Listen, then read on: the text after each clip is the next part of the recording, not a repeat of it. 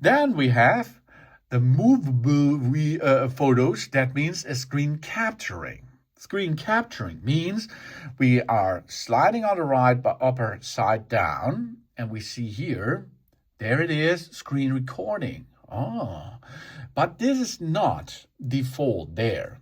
First, of course, we have to push the plus button and remove it, because this is the way your operation system will come to you. Slide down and see there's nothing. Then you push the plus button and an add in control. Then you search for a circle in a dot or a dot in a circle.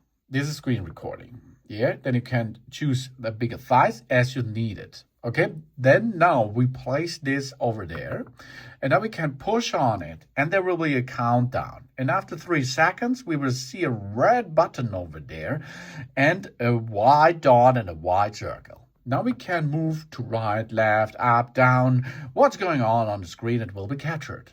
If we're done, we can stop the screen recording.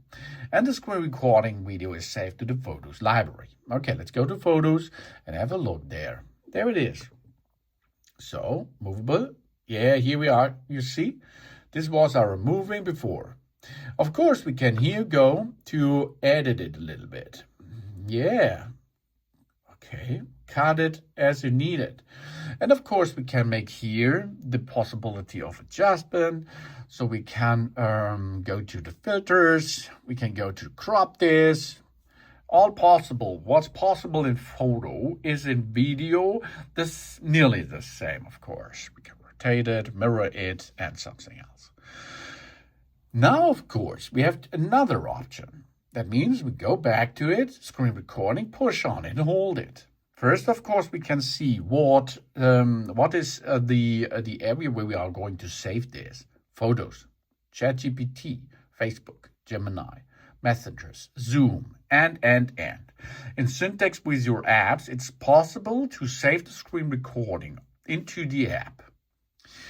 And there is another thing. Here's a microphone. We can enable the microphone. And then, of course, we can make a sound video. Okay, let's perform this soon.